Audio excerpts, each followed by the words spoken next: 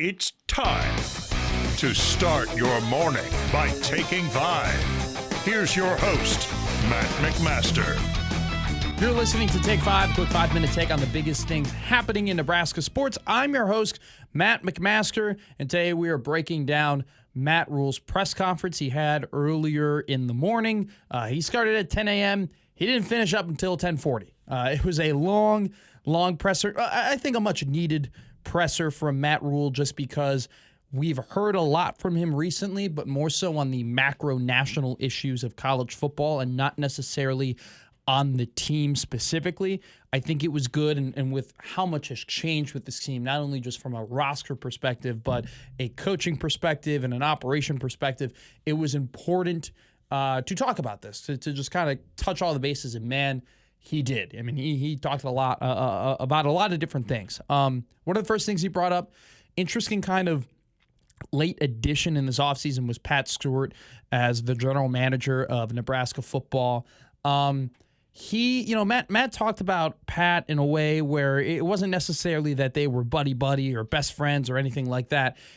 Pat Stewart is a guy that he has the utmost respect for, and you can tell by the way he talks about him and continually talked about how smart he is and how he needs a guy like that. He just, with changing times and adapting times in college football, he needs a guy who's done that before at the NFL level, which Pat Stewart has done, and he needs a guy who's super, super sharp. And so I think it was an interesting contrast there, where it wasn't necessarily about, we brought this guy in because we need a great recruiter and we need a great evaluator and all this. No, I mean, they brought him in because they need someone who's very sharp, who can change with the times and help keep Nebraska ahead of things. And he's going to do the evaluating. He's going to do some recruiting. Like, he's going to be involved in that because he is going to be involved in getting guys and acquiring guys. But it was interesting to hear that it was more so about, you need a sharp mind around the program who can adapt to things, more so than, man, we're going to get all this great talent because of it. And I don't think that's neither here nor there. It's just an interesting approach from Matt Rhule. Another big thing he kind of, and I'm not going necessarily in order of importance, I'm just going in order of what was talked about. This is kind of the flashy headline you'll see on Twitter. Dylan Rhule is 240 pounds.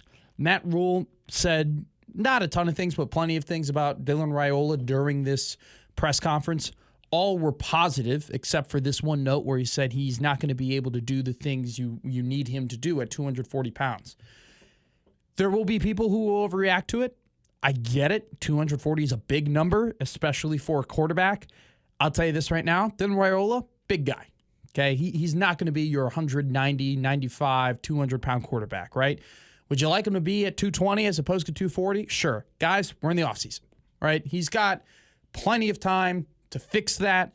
If he doesn't fix it, then yeah, that could be a problem. But this is, I wouldn't be surprised if there are a lot of guys currently in that program who probably needed winter workouts in order to get to the weight that they want to play at. So, is what it is.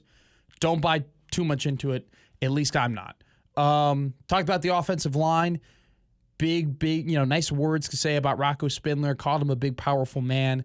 Talked about Justin Evans, and he might be at center or guard. They're kind of rotating through that. They're working through that. Something to take away, though, from this offensive line talk was Turner Corcoran, Teddy Prohaska, Henry Lutovsky, and Gunnar Guttula are all injured right now coming off of the season. I think this is an interesting little tidbit to mention here because, at least Lutovsky and Guttula are two guys you can kind of peg or definitely think are going to be starters in the O-line next year. We'll see what happens with Turner Corcoran and Teddy Prohaska, both talented players but have a ton of injury history. But because these guys are injured, you have a lot of young guys like Sam Sledge, like Jason Machacek, like Grant Bricks, who are going to be able to get a ton of reps in spring, which I think is going to be a good thing in terms of development. And they talked about the development cycle of offensive linemen. They want to bring in a guy, bring in an O-lineman, have him redshirt, then have him be the backup. Then hopefully they're starting by their third year. This, them getting a lot of reps in spring hopefully can spring that to become a little bit quicker, because we know that not only for this program but in this league, how important the trenches are.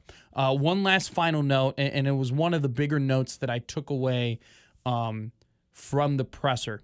He talked about how last year they did a spring league, right? And the reason they did a spring league, they divided, the entire roster into 3 different teams, and they had them all play against each other and different types of stuff. They even had like a broadcast and, did some cool things on social media about it.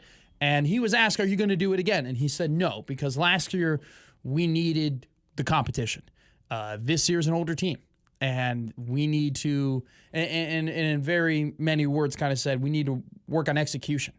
And I think it's a really interesting point from him, because I think last year and the year before that, it was about building talent, building football players. He had his roster, which was not all of his guys. A lot of the guys came from the era beforehand, and then a lot of really, really young dudes, whether it be from the portal or high school recruiting, along with that, and he just wanted to develop them. He needed them to play football. He needed them to get better at tackling, throwing, catching, passing, all those skills.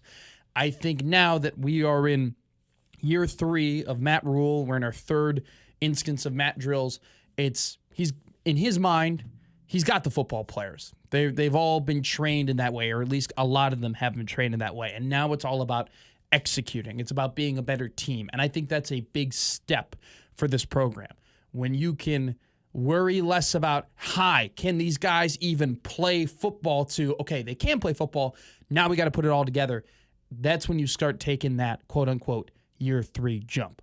There's a lot more to be talked about. You can do, this is way over 5 minutes, and probably do a 20-minute podcast about this. Listen to the rest of this conversation. We're going to have it on Gary and Matt tomorrow in the morning. Gary and I will break all this down, talk about a lot of different things that he said, because there's so many more interesting things. But this is kind of 3 of the bigger points that I think you can really take away from this presser. So thanks for listening. Take 5. I've been your host, Matt McMaster.